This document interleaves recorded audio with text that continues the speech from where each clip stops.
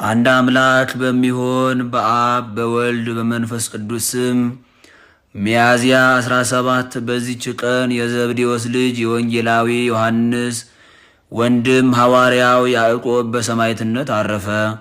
ይህም በእስያ ውስጥ ካስተማረ በኋላ እርቅ በተገኘባት በእውነተኛ አምላክ በጌታችን ወንጌል ሊያስተምራቸው ወደ ተበተኑ ወደ 12ቱ ነገድ ወጣ። እነርሱም አንድ አምላክን የሚያመልኩ አልነበሩም። እየራሳቸው የመረጡትን የሚያስቷቸው ጣዖታትን ያመልኩ ነበረ እንጂ። ከቄሳር ስልጣን በታች የተሾመ ሄሮድስም ሹመቱ በሚዳብርና መንግስቱ በሚጸና ገንዘብ ብዙ ገንዘብ እንዲገብሩ እጅ መንሻ እንዲያስገቡ አዘዘ። ያዕቆብ ግን ወደ እነርሱ በደረሰ ጊዜ በሀገራቸው ቋንቋ ሰበከላቸው። የፍጥረትን ሁሉ ቋንቋ ማወቅን እግዚአብሔር ሰጥቶት ነበረና፣ የሚያውቀውም የሰው ቋንቋ ብቻ አልነበረም፣ የእንስሳትና የአራዊትን የሰማይ ወፎችንም ቋንቋ ነበረ እንጂ። በውስጣቸው በሰበከም ጊዜ የከፋ ስራቸውን ትተው በእግዚአብሔር በአንድ ልጁ በኢየሱስ ክርስቶስ ሕይወት በሆነ በመንፈስ ቅዱስ ነፍሶቻቸው በእጁ ውስጥ በተያዙ በአንድ አምላክ እንዲያምኑ አዘዛቸው። እርሱም በሕያዋንና በሙታን ሊፈርድ የሚመጣው ነው። ዳግመኛም በማይጠፋና በማይበላሽ በመንግሥተ ሰማያት ድል ይሆንላቸው ዘንድ ገንዘባቸው ለችግረኞችና ለድሆች እንዲመጸውቱ አዘዛቸው። ትምህርቱንም በሰሙ ጊዜ ከክፉ ሥራቸው ተመልሰው በክብር ባለቤት በጌታችን ኢየሱስ ክርስቶስ አመኑ። ሐዋርያ ያዕቆብም ትምህርቱን ፈጥነው ስለተቀበሉት እጅግ ወደዳቸው። በአብ በወልድ በመንፈስ ቅዱስ ስም አጠመቃቸው። በየሀገራቸው ቤተ ክርስቲያንንም ሰራላቸው። ዳግመኛም ከእንስሳቶቻቸው ጋር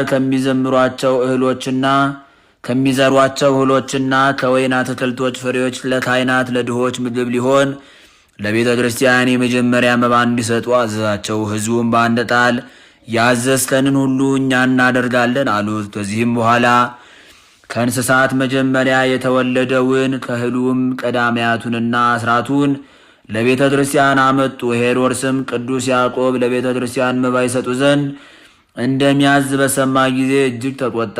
ጭፍራ ልኮ ወደ እርሱ አስመጣውና ሕዝቡ ገንዘባቸውን ሁሉ ለድሆች ምጽዋትና ለቤተ ክርስቲያን መባ እንዲሰጡ የምታዝ አንተ ነህን? አለው። አዎን ነኝ አለው። ያን ጊዜ ሄሮድስ ተቆጥቶ ራሱን በሰይፍ መትቶ ቆረጠው።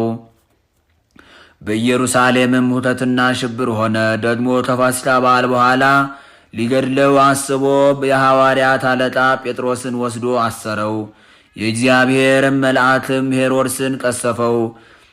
ተልቶ ተበላሽቶ ሞተ። ልዑል አምላክንም አላከበረውምና።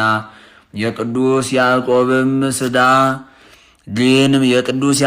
ሥጋ ግን ምዕመናን ወሰዱት፣ ገንዘውም በቤተ መቅደስ ውስጥ ቀበሩት። ለእግዚአብሔር ምስጋና ይሁን፣ እኛንም የሐዋርያውን በረከት ያሳድርብን።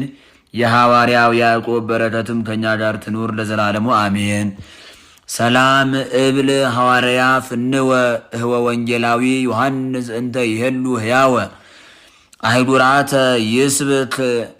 አይጉራተ ይስብክ ጊዜ አንሶ ሰወ ድምፀ አራዊት ወዛ አይዋፍ ንቃወ በመንፈስ ቅዱስ ያዕቆብ ለበወ ዘአቅረብኩ ማህሌተ አዘኪረ አእላፈ ምለተ ጸምዱከ ዘልፈ ልላ ነብብ ተወከብ ዘንዴቴ መጽሐፈ እንተረሰይከ እግዚኦ ጸሪቀ መበለት ውኩፈ እምላቡ ብዑላን ዘተርፈ ነቢያት ቅዱሳን ወሐዋርያት ሰባኪያን ሰማይት ወጻድቃን ወመላእክት ትጉሃን ደናግል ወመነኮሳት ሄራን ባርኩ ጉባኤ ዛቲ መካን እስከ አረጋዊ ልሂቅ ወኑስ ወሕፃን ለዘጻፎ በክርታስ ወለዛ ጻፎን ዘይደርስ ወለዛ አንበቦ ወለዘ ተርጉሞ በልሳን አዲስ ወለዘ ሰማ ቃሉ በእዝነ መንፈስ በጸሎተሙ ማርያም አራቂተ ኩሉ እምባይዝ ህቡረ ይማረነ ኢየሱስ ክርስቶስ ህቡረ ይማረነ ኢየሱስ ክርስቶስ ህቡረ ይማረነ ኢየሱስ ክርስቶስ